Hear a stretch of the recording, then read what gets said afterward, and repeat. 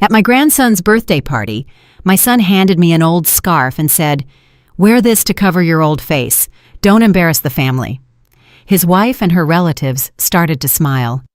But when the cake was brought out, I stood up and made an announcement about a gift for my grandson, an announcement that made my son's hands tremble. The sounds of logs crackling in the hearth, the ticking of an old clock. Today, my Sekou turns 10 years old. 10? It seems like only yesterday I held this small, screaming bundle in my arms, and Jamal, my son, looked at him with such confused, frightened awe. Now Sekou is a tall boy with his father's eyes and my smile. The morning started long before dawn. I love this time, when the house is still asleep, wrapped in silence and cool air. The air in the den still smells of yesterday, of apples and cooled wood from the fireplace. I walk to the kitchen, stepping on floorboards that creak in familiar places. This house is my entire life. My late husband, Elijah, and I didn't build it just for ourselves. We built it for the future, for Jamal, and as it turned out, for his family too. Every beam, every nail here remembers the warmth of our hands. I took out the flour. For Sekou's birthday, I always bake pastries, potato and cabbage hand pies, and his favorite, apple and cinnamon. The dough comes alive in my hands, becoming warm and pliable. It's a kind of magic, the only kind I still command. As I shaped one pie after another, memories surfaced. There was Jamal, tiny, his nose smeared with flour, trying to help. There was Elijah, coming in from the cold, dusting snow from his hat, reaching for a hot pie, burning his fingers. And then there was me, sitting alone at the same table, transferring the last part of Elijah's pension into the family business account. That business, a small freight and trucking company, Jamal started 5 years ago. He opened it with my money, with everything I had left from the sale of our city condo after Elijah passed. "Mama, this is our shared future," he'd said then, hot and convincing. "You'll live with us in this big house with fresh air, and I'll build an empire." The empire hasn't been built yet, but the debt certainly has. Every month, I sit down at my old father's writing desk, open a thick notebook, and tally the bottom line. Utilities for this enormous place, groceries for 4, car expenses, and the constant line item, business support. Sometimes it was $2,000, sometimes $5,000. I never asked what it was for exactly. I believed. A mother always believes her child, even when he's no longer a child but a 38-year-old man. Dior, my daughter-in-law, swept into the kitchen. She gave me a glance full of lazy disdain and wrinkled her perfect nose. "Still with your homemade pies, Aziza Amani? Who eats that stuff anymore? It's the last century. You should have ordered some trendy cupcakes or tartlets, so we wouldn't be embarrassed in front of our guests." She poured herself filter water and left, trailing expensive perfume and a faint chill. I didn't answer. I haven't answered her in a long time. Why bother? Words bounce off her like water off Teflon. Her world consists of designer clothes, exclusive resorts, and status connections. In that world, there was no room for my pies, my gray hair, or my wrinkles. I was as outdated as my baking, a useful yet shameful relic, the person who paid the bills and minded the house while they lived their full lives. By evening, the guests arrived, mostly Dior's relatives and friends, loud, self-assured people who surveyed my home with courteous, proprietary condescension. They praised the renovation Dior had done in the den, cold, gray, and impersonal, and loudly discussed their Christmas vacation plans to Miami or Cancun. I felt like hired help at someone else's party, a free accessory to my own home. Sekou was happy. He unwrapped his gifts, his eyes shining, a huge Lego set, a new tablet, a remote-controlled drone. I gave him a good, expensive encyclopedia about space. He had wanted it for a long time. He hugged me so tightly my breath hitched. "Thank you, Grandma. You're the best." In that moment, I was ready to forgive everything. The sidelong glances, the caustic remarks. All for this minute, for this pure, genuine joy. Then it was time for toasts, and Jamal, my son, rose with a glass. He looked a little strained, as if bracing himself for something. He said a few kind words about Sekou, and then turned to me. "We have gifts for everyone," he said in an unnaturally loud voice, drawing all eyes. "And we have one for our mother, too." He held out a small, carelessly wrapped bundle in crumpled paper. I took it. Inside a cheap cardboard box was a scarf, a dull, gray-brown, unpleasant-feeling synthetic thing, the kind they sell at flea market stalls for a few quarters. I raised my confused eyes to my son. Jamal wouldn't look at me. His gaze was fixed somewhere to the side, on Dior, who watched him with an encouraging smile. And then he spoke the words that stopped time. "Here, Mama, put this on. Cover your old face. Don't embarrass the family in front of our guests." He didn't whisper it. He said it loudly, clearly, so everyone could hear, so that Dior's smug relatives could hear, so that my 10-year-old grandson could hear. A second of deafening silence followed. Then I saw their smiles. They weren't loud, but they were sharp, like glass shards. Dior smiled triumphantly. Her mother, a plump, pampered woman, covered her mouth with her hand, but her eyes laughed. Her cousin gave an approving grunt. They all looked at me with the same expression of fastidious superiority. In that moment, the world went silent for me. All the noise, the laughter, the chatter, the clinking of glasses, it all vanished. Only a ringing void remained, and this gallery of faces. My son's face avoiding my gaze, my daughter-in-law's full of malicious glee, her family's faces savoring my humiliation. I felt no pain, no tears welled up, no offense flared. No.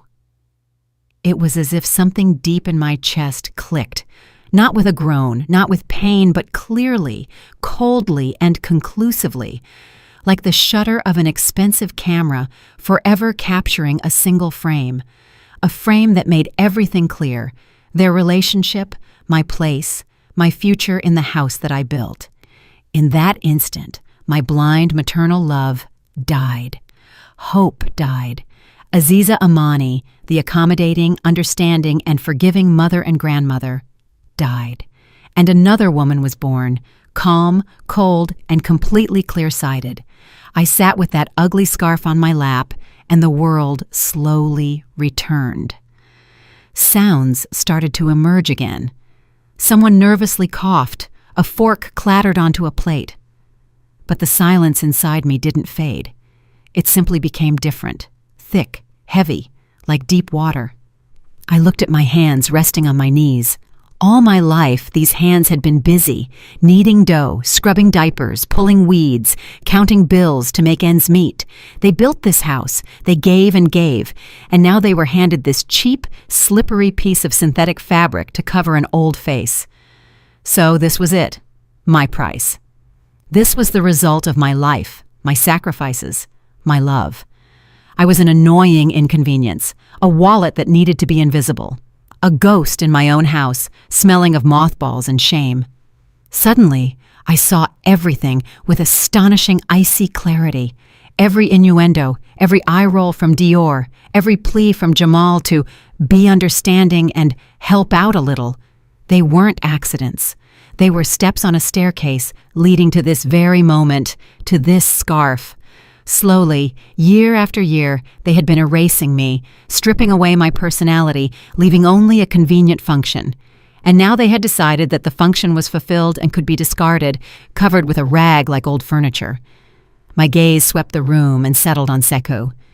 He sat at the table, a little embarrassed by the general awkwardness, picking at his salad with a fork. The only pure, bright person in this room, filled with poison. He hadn't understood the meaning of his father's words, but he felt that something bad, something wrong had happened. And in his bewildered eyes, I saw not my past, but his future. What kind of future awaited him with a father who so easily betrayed his own mother, and a mother who applauded it? What would they teach him? The same consumerism, the same cruelty, wrapped in fake smiles.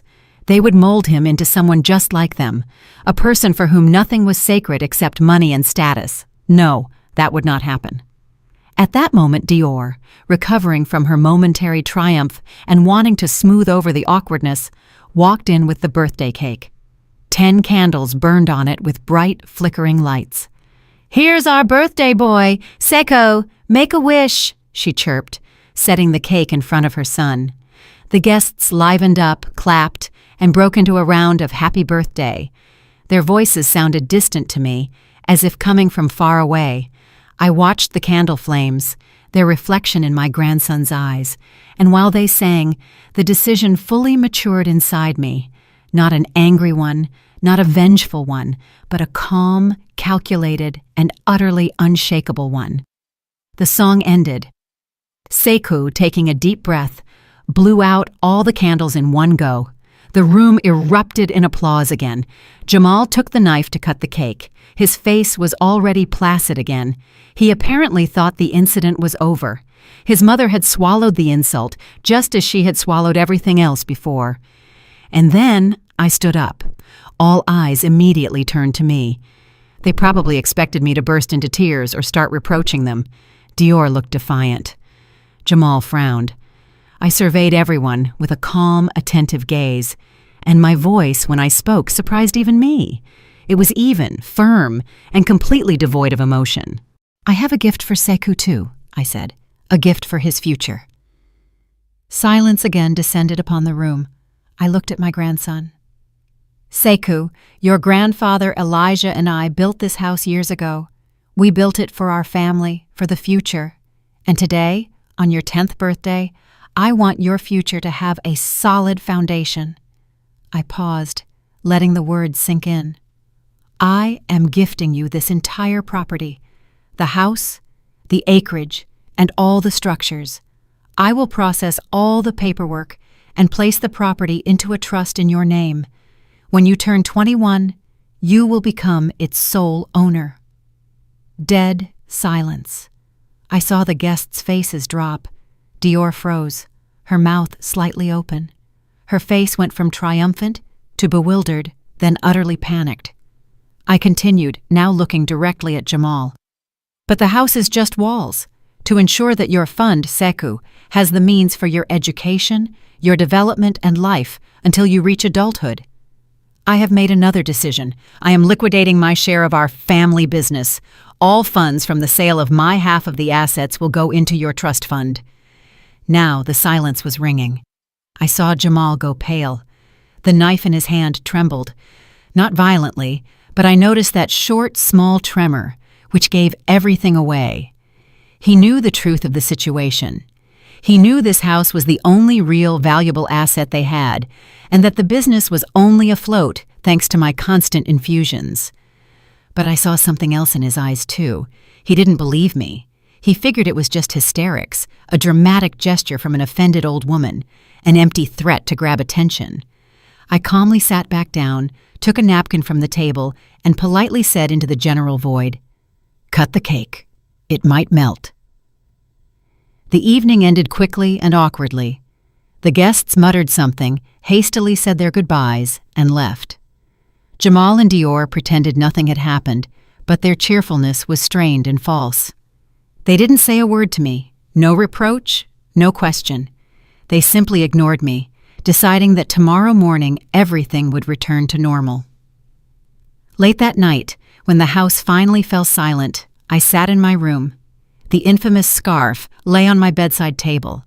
I looked at it not with resentment, but with gratitude. It was the stone that triggered the avalanche. It opened my eyes. I picked up the phone. I didn't have many numbers in my address book. I found the one I needed. My fingers didn't tremble. My chest was cold and calm. The phone rang for only a moment. "Hello?" came the familiar, slightly sharp voice of Yejide, my late husband's sister.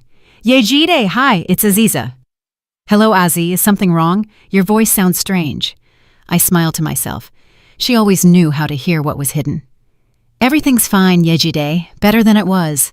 I need your advice, and a very good lawyer. Tomorrow morning." That night, I slept without dreams, deeply and calmly, as I hadn't slept in many years. For the first time in a long time, I woke up not with the usual heaviness in my chest, but with a feeling of emptiness.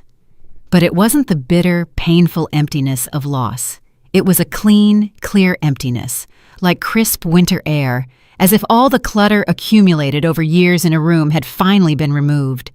And now the echo sings, and you can see how much light and space it actually holds. I got up, as usual, early and brewed myself real coffee, not the instant kind they drank, but Turkish coffee in a proper pot. Its bitter aroma filled the kitchen. I sat by the window overlooking the yard and watched the first rays of sun pierce through the branches of the old apple tree. The tree Elijah and I planted when Jamal was 5. Everything in this house, everything in this yard, was steeped in the past, but today I looked at it for the first time not with nostalgia, but with a slight detachment, as if rereading a book whose plot I already knew by heart. They came downstairs around 10, Jamal and Dior. They walked together, as if preparing for an important diplomatic visit. Their faces wore condescending, slightly tired smiles, like those of wise adults about to pacify a capricious child. They approached my table. Dior sat on a chair opposite me, placing her manicured, well-cared-for hands on the table. "Good morning, Mama," she began in an artificially soft, ingratiating voice. "This is how you talk to the sick, or to those you don't consider your equals. We were a little too worked up yesterday. You said such things. It was a very dramatic statement." I silently took a sip of my coffee. It was scalding hot, and the bitterness in my mouth was pleasantly sobering. Jamal coughed, shifting his weight. This role was harder for him to play. "Mom, we get it. You were upset. That scarf, I didn't think. It was stupid. I'm sorry, but let's be realistic. Trusts, liquidations, those are just words said in anger." I continued to remain silent, looking out the window. I saw their reflection in the glass, 2 anxious figures leaning over me. "Aziza Amani," Dior spoke again, and a sharp, impatient edge rang in her voice. "This house is our shared nest. We've put so much effort into it. We renovated it. And the business, that's Jamal's. It's Seku's future. You can't just take it all away over a momentary slight. We are family." Family? What a strange alien word. I looked at them, at my son hiding his eyes, and at his wife talking about the nest that I had built and maintained as if it were her own property. They were talking to me like an unreasonable child who had a tantrum in a toy store because they weren't bought candy. They were explaining why my decisions regarding my own property were unrealistic. They weren't asking. They weren't trying to understand. They were lecturing. I finished my coffee and placed the cup on the saucer. It clinked with a quiet, clear sound. I stood up. "I need to go to the yard," I said in an even voice, without looking at them. "The peonies need staking." And I walked out. I heard Dior exhale in irritation behind me. I knew what they were thinking. The old woman is senile. She's sulking. It will pass soon. They understood nothing, and that was their main mistake. In the afternoon, I sat on the porch with a book. The house was quiet. Jamal had left, ostensibly for business. Dior was upstairs in their master's suite. At some point, the silence was broken by her voice, loud and irritated. She was on the phone. The walls in this house are thick, but fury, like water, finds the cracks. "Jamal, what the heck is going on?" she almost screamed into the receiver. "I'm trying to make the down payment for the cherry red Cadillac Escalade. Yes, that one. I found the perfect deal, and it says, 'Transaction declined.'" A pause. I turned a page, although I wasn't seeing the letters. "What do you mean, check the balance?" "I checked it." "What do you mean, insufficient funds?" "That's our premium account. Your paycheck just cleared yesterday." I imagined her face, contorted and angry. That car had been her dream for months, a symbol of their success, their new level. A celebratory purchase, as she'd boasted to a friend yesterday, to mark the start of their new life. "No, the card is right here." "Then what? The bank? Why would the bank—" "Hold on." A long, ringing pause followed. I knew what was happening in her head. The small gears of vanity and suspicion were turning and clicked into place. "It's her!" Dior shrieked. It's definitely her. That old witch blocked the card or called the bank and made up some story. I told you, we shouldn't have left her alone like this. We should have taken action immediately. But you kept saying, Mama, Mama. She's getting petty old lady revenge the only way she knows how. I closed the book, got up, and went into the house to make myself some tea. I heard her continue to scream into the phone, promising to sort things out and put her in her place. They thought I had stolen their candy. They thought I was playing their game, the game of petty malice, grudges, and manipulation. They couldn't even imagine that I wasn't playing anymore, that I had walked off the board. They thought I had stolen one pawn. Meanwhile, I was quietly flipping over the entire chessboard. I brewed my tea, and my soul was calm. Their panic, their anger, their absolute misunderstanding of the situation were the best confirmation that I was doing everything right. Every step they took, every word they spoke, only solidified my righteousness. And I knew this was only the first, smallest ripple in the water. The real storm was still ahead.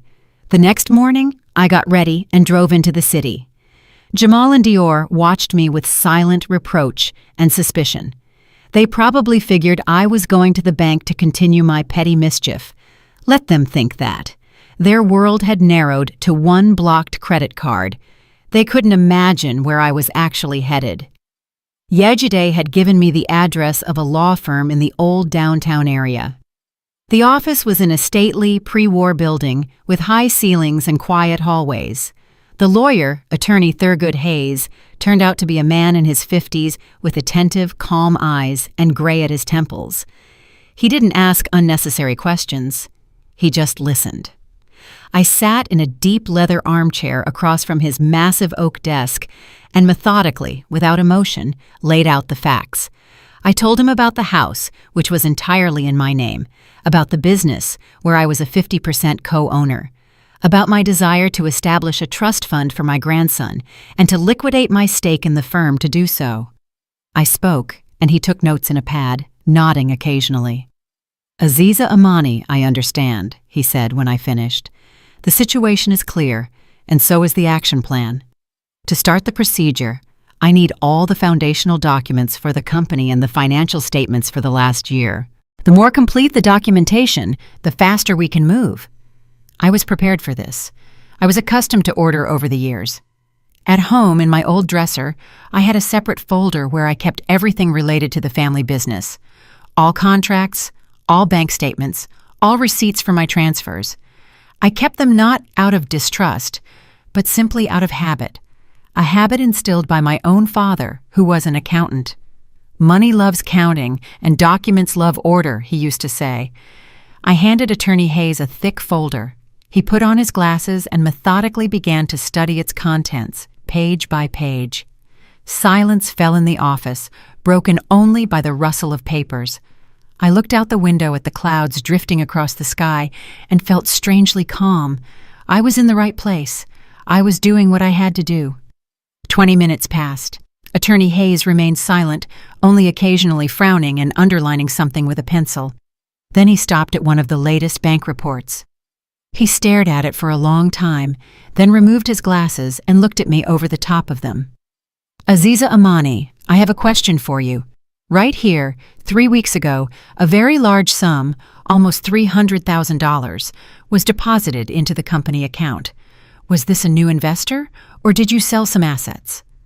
I looked at him, confused. $300,000? No, there were no investors, and we didn't sell anything. I would know. Strange. He put his glasses back on and slid the document toward me, pointing to the line. Look here. Credit Tranche, Financial Guarantor. Do you know this organization? I peered at the line. The name meant nothing to me. No, I've never heard of it. We always use the same major bank for credit, and only for small amounts of working capital. The lawyer's face grew serious. He leaned back in his chair. Financial Guarantor is not a bank. It's a microcredit organization for businesses. They give large sums at very high interest rates and with draconian penalties for late payment. Businesses only turn to them in the most desperate situations. Tell me, did your son mention taking out such a large loan? No, Not a word. The chill I had first felt at my grandson's birthday party began to rise from deep in my chest again, but now it was different. It was alarming. Attorney Hayes fell silent, flipping through the papers further. His fingers stopped on the last page of the report. "And this is even more interesting," he said softly. "This sum, $300,000, stayed in the company account for less than 24 hours, and the very next day, the full amount was transferred to a personal account." Wait a minute. To the personal account of your daughter-in-law, Dior Pasternak. The payment purpose reads, "Repayment of non-interest loan agreement." The air in the office grew thick. I looked at the lawyer, but I saw Dior's face before me. Her triumphant smile that evening, her screams on the phone about buying a new cherry-red car. Aziza Amani, obtaining a loan like this requires the consent and signature of all co-owners, meaning yours too. Did you sign any loan agreements last month? No. My voice sounded muffled. Nothing. Attorney Hayes stood up, went to a cabinet, and pulled out a thin folder. Just as I thought. When Yejidi contacted me, with her permission, I made a preliminary inquiry into the corporate registry. Here is a copy of the loan agreement with financial guarantor. He opened the folder and placed it in front of me. On the last page, in the co-owner 2 slot, there was a signature. My signature. Or rather, one very similar to it, but somehow uncertain, shaky, as if a stranger's hand had painstakingly copied it from a sample. I stared at that forged signature, and the picture clicked into place. It didn't just click. It seared me with its cynical, ugly completeness. They weren't just living off me. They weren't just disrespecting me. They were setting a trap. The plan was simple and monstrous. Take out a huge loan in the company's name with my forged signature. Quickly transfer the money to their personal account, buy the new car with it, maybe make a down payment on a place in Buckhead. And then just abandon everything. Abandon the company with a massive debt at unimaginable interest rates. And I, as the co-owner, would have been forced to pay that debt from my pension, selling this house, the only thing I had left. They weren't just planning to leave. They were planning to leave me destitute, in ruins, facing shame and a debt trap in my old age. The scarf Jamal gave me wasn't just a cruel joke. It was a parting gift, a symbolic gesture. Cover your face, Mama. You're about to be very embarrassed. Disappear. In that moment, the last ember of feeling, of pity, of doubt that still glowed within me, died. Everything was burned to ashes. Only a cold, hard, granite-like calm remained. I raised my eyes to the lawyer.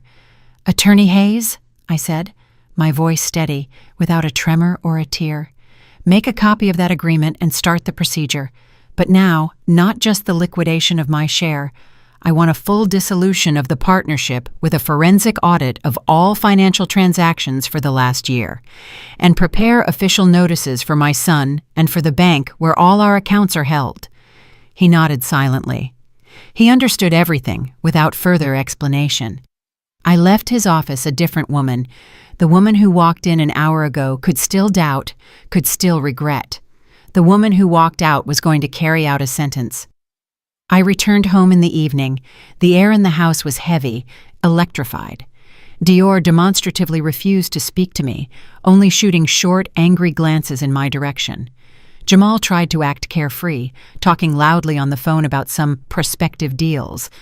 But I saw the tension in his shoulders. They were waiting. They were waiting for me to apologize, to surrender, to beg forgiveness for my hysterics. They were still living in their world, where I was just a minor character in their play. I silently went to my room. I had nothing to say to them. All the words had already been spoken there in the quiet office of the lawyer. Now, the documents would speak. For 2 days, a cold war reigned in the house. They demonstratively ordered pizza and sushi delivery, leaving piles of boxes in the kitchen. They talked to each other as if I didn't exist. I, meanwhile, lived my own life, tending to the yard, reading, preparing simple food for myself. Inside me was silence. I felt neither anger nor triumph, only cold, quiet anticipation. I knew the mechanism had been engaged, and now it couldn't be stopped. And then, on the third day after my visit to the lawyer, it happened. I was watering the roses by the porch when a small courier van pulled up to the gate. A young man in a uniform jacket stepped out. "Jamal Amani?" he asked, checking his tablet. "Need a signature for receipt." At that moment, Dior came out of the house. She must have seen the van from the window. Her face was etched with impatient curiosity. "Perhaps these are the documents for her new car?" "I'm his wife, I can sign," she said briskly, holding out her hand. The courier handed her 2 thick white envelopes and the tablet.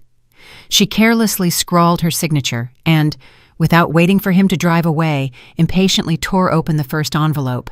I continued to prune the faded rosebuds. I wasn't looking at her, but in my periphery, I saw everything. I saw her expensively manicured fingers tear the thick paper, saw her pull out a folded sheet, saw her eyes begin to scan the lines. First, her face showed bewilderment. She was clearly expecting to see something else. Then her eyebrows knitted together. She flipped the sheet over, then returned to the beginning, and I saw her face change, slowly but inevitably, as if a completely different essence was emerging from beneath the thin layer of makeup and self-assurance. Color drained from her cheeks. The blush she so carefully applied each morning disappeared, leaving behind a deathly chalky white. Her lips, always slightly pouting with petulance, parted in silent astonishment. She silently opened the second envelope. This one was from their main bank. The letter was shorter.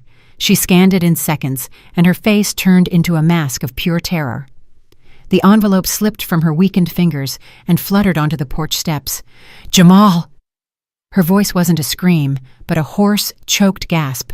"Jamal, get out here now!" The door flew open, and Jamal ran out onto the porch. "What happened? What's all the shouting for?" he began, irritated, but seeing his wife's face, he stopped short. "What is this?" she whispered, pointing to the papers lying on the ground. Jamal frowned, picking up the first sheet. I saw his profile. First, a condescending smirk. He probably thought it was just another piece of junk mail from some marketing agency, but then the smirk slid off his face. He started reading. His eyes widened. He clenched the paper so tightly his knuckles turned white.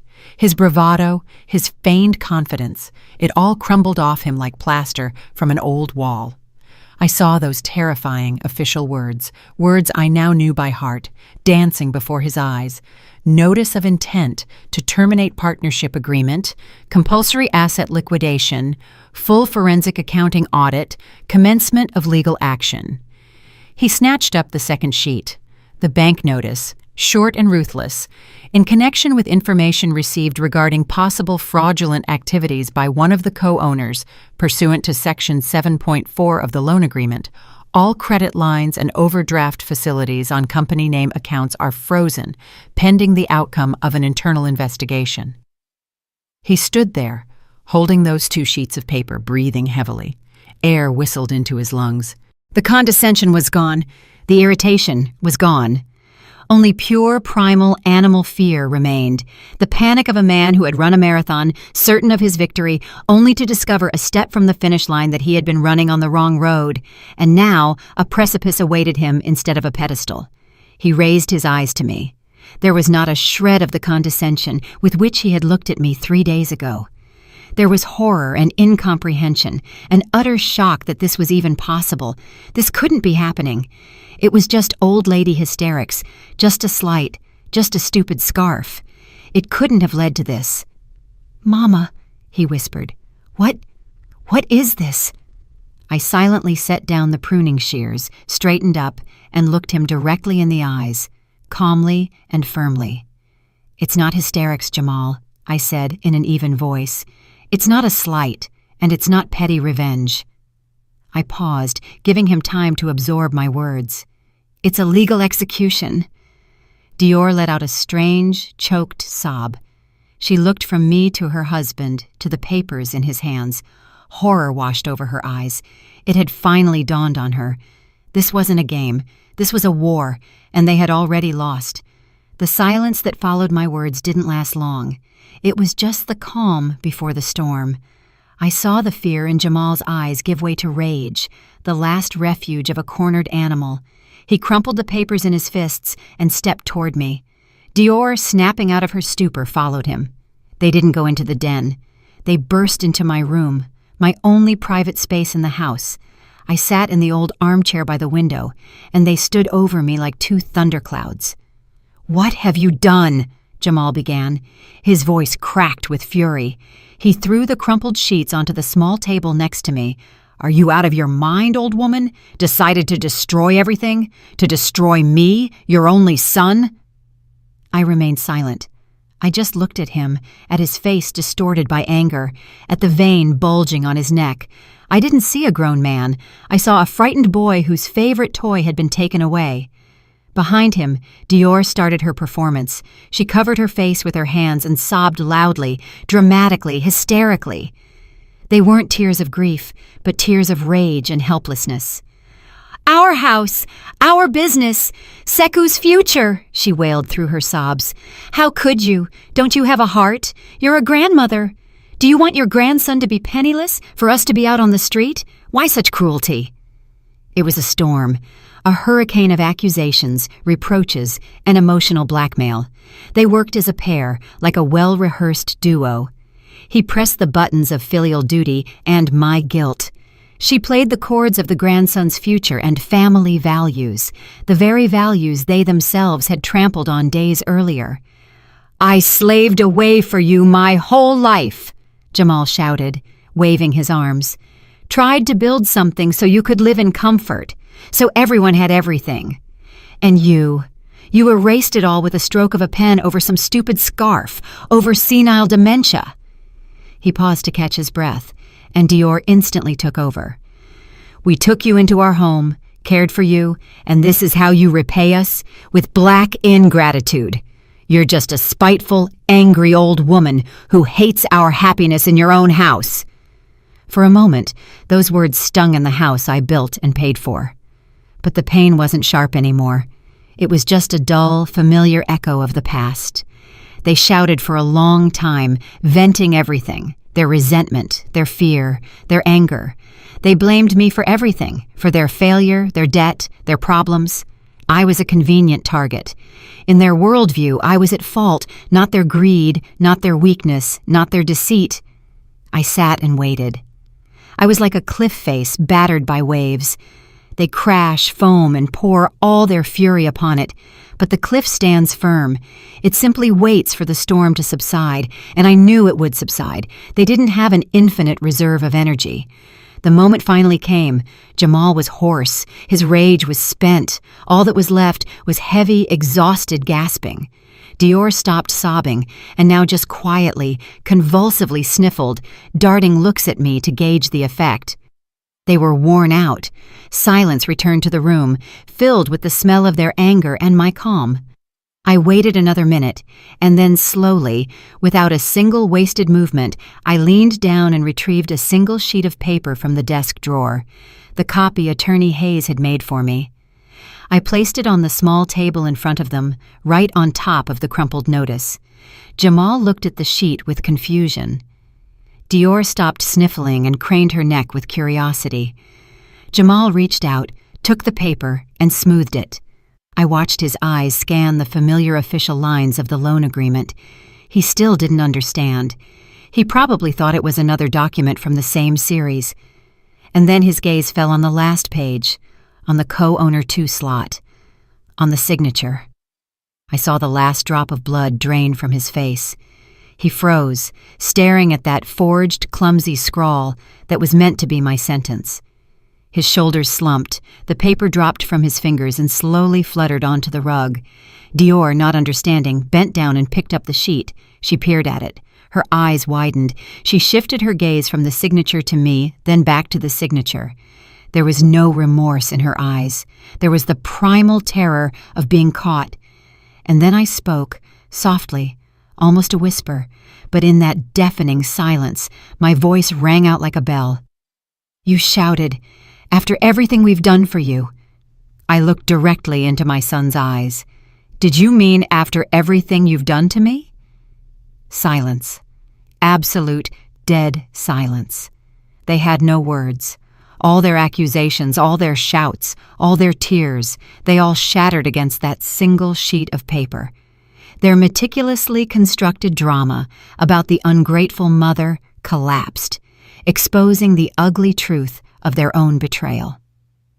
They looked at me, and for the first time in many years, they saw me for who I truly was. Not as the help, not as the wallet, not as the old capricious mother. They saw the person who knew everything about them, who held the evidence of their crime in her hands. In that moment, I understood that all the power belonged to me, and it wasn't the power of revenge, it was the power of truth, and it was devastating. After that scene in my room, the house sank into a strange, viscous silence. They stopped shouting. They went into hiding, walking around the house like shadows, talking in whispers. Their fear was almost palpable. But I knew this wasn't the end. A cornered animal doesn't give up. It prepares for one last desperate lunge. I didn't know what form it would take, but I was certain they would try something.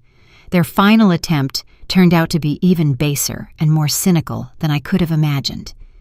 2 days later, on a Saturday, Dior approached me with an unnaturally meek, sorrowful face. "Aziza Amani," she said in a quiet, respectful voice I had never heard from her. "We are very worried about you, about your state. We understand you aren't doing this out of malice. We invited my parents and my uncle over this evening just to have a family discussion, to find a way out of this terrible situation. Please, don't refuse." A family council. I immediately understood what kind of council this was and what my role in it would be. It was their last, dirtiest card. They intended to stage a performance where I was the senile, unstable old woman influenced by bad advice and destroying her own family. And they were the unhappy, loving children trying to save both me and themselves. I calmly nodded. "Fine, I'll be there."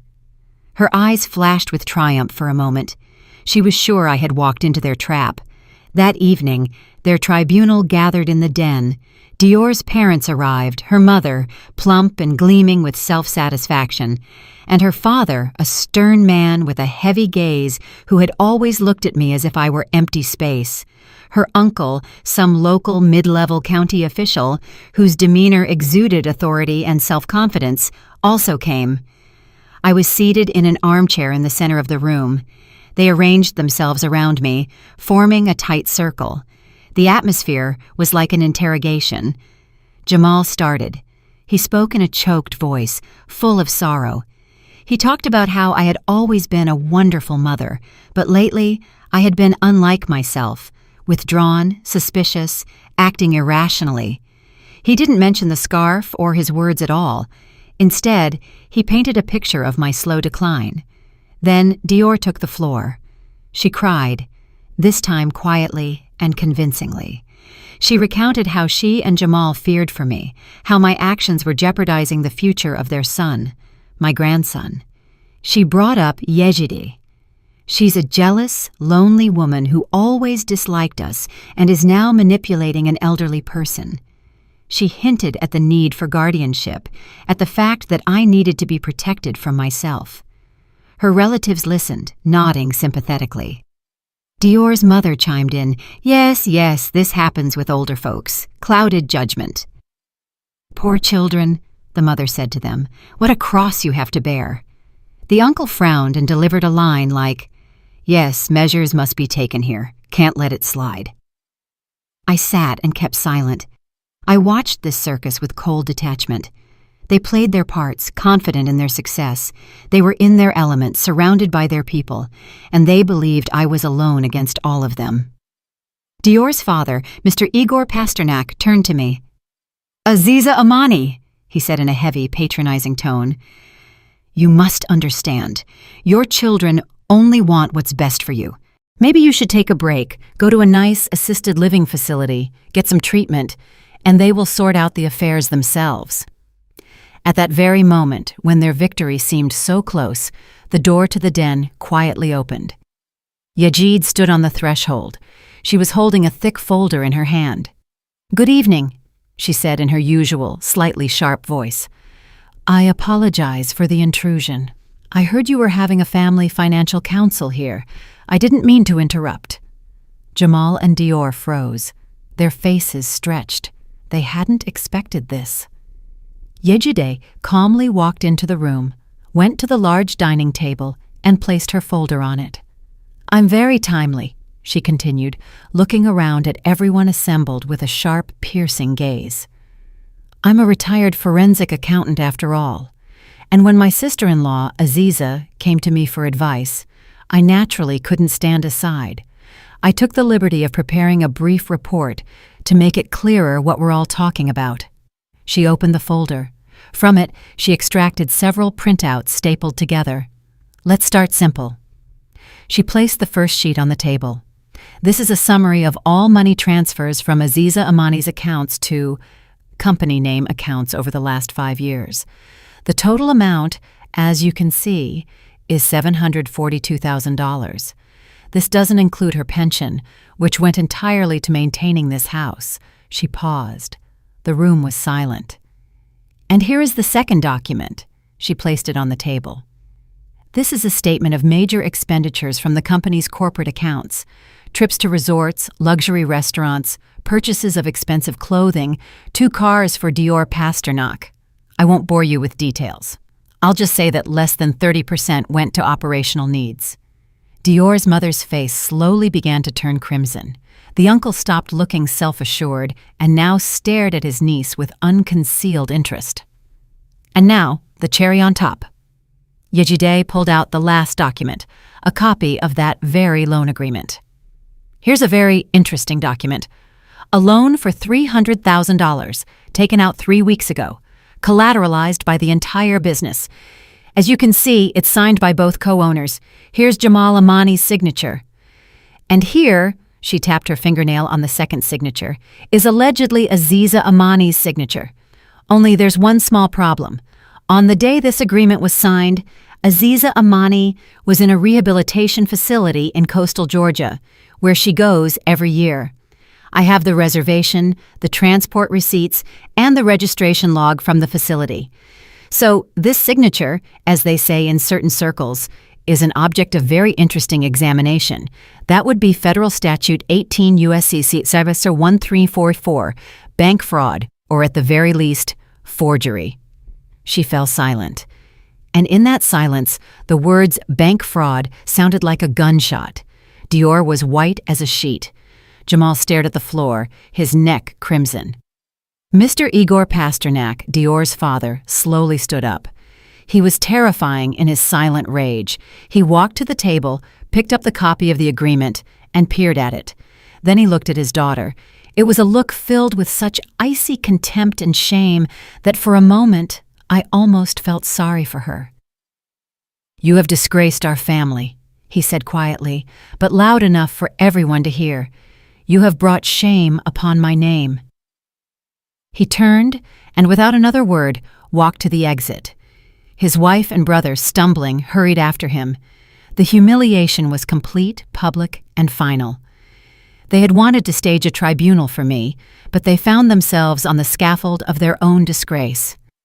When the door closed behind them, Jamal and Dior remained sitting in the middle of the den in complete, stunning silence. Their world hadn't collapsed instantly, but slowly, inevitably. And now they sat amidst its ruins. That evening, they didn't say another word to me, and the next morning, while I was in the yard, they packed their things and left, quietly, without scandal, like thieves. The events of the following months unfolded in a businesslike, almost unemotional flurry. Attorney Hayes and Yejide took charge. The process of dissolving the firm began. The audit exposed all their schemes. To avoid criminal prosecution, Jamal had to agree to everything. The debt to financial guarantor was fully repaid from his share of the business assets sale. After all payments and settlements, he and Dior were left with almost nothing. They had to sell the car. A new condo was out of the question. I heard from Yejide that they rented a tiny one-bedroom apartment on the outskirts of the city. Jamal got a job as a simple driver for another trucking company. Their life, built on my money and their lies, had crumbled to dust. The house, my house, was also sold. I felt no regret. It had stopped being my home long before this. It had become just a building, a repository of bad memories. Buyers were found quickly, a young family with 2 children. Looking at them, I saw that the house was going into good hands. All legal formalities were observed. A significant educational trust fund was established for Sekou. The money in it was securely protected, and no one but him, upon reaching 21, could touch it. I knew I had given him the most important gift, a chance at a future independent of his parents' mistakes. 3 months have passed.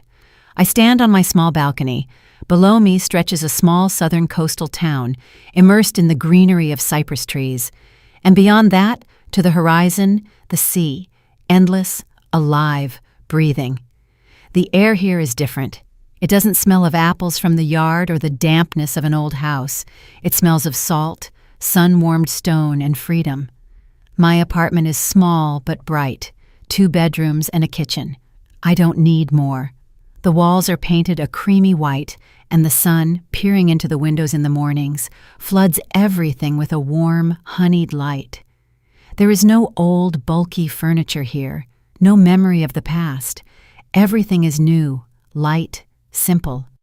I place a bouquet of freshly cut wildflowers, which I bought today at the local farmer's market, into a vase. My movements are light, free from the burden of years of obligations. I no longer have to wake up before dawn to feed a family. I don't have to count every dime to patch holes in someone else's budget. I don't have to startle at the sound of footsteps outside the door. I brew myself some thyme tea and sit in a wicker chair on the balcony. Next to me on the small table is a letter. The envelope is decorated with an amateurish child's drawing, a sun, seagulls, and the blue sea. It's a letter from Sekou. Yejide takes him for weekends and helps us communicate. I unfold the sheet. Inside are a few lines written in printed letters and another drawing. He drew me and himself. We are standing on the shore, flying a kite. "Grandma, hi," he writes. "I'm doing okay. I miss you a lot. Mom and Dad are always arguing, but I try not to listen. I'm reading your space book. It's so cool. When I grow up, I'm coming to live with you by the ocean. We will fly the kite every day. I love you. Your Sekou." I fold the letter and press it to my chest. Tears well up in my eyes, but they are not tears of grief or resentment. They are tears of quiet, bright sorrow and love. I know he will come, and we will definitely fly that kite. I look at the sea, at its endless, measured rhythm. The waves roll onto the shore and recede, roll and recede, just like life, tides and ebbs. My long, drawn-out ebb tide has finally ended. I am 62 years old. For some, this is old age, the sunset. For me, it is the dawn of my own separate life, a life I didn't even dare to dream of. A life where I belong only to myself, where every breath is filled not with anxiety, but with peace, where every day is not a sacrifice, but a gift.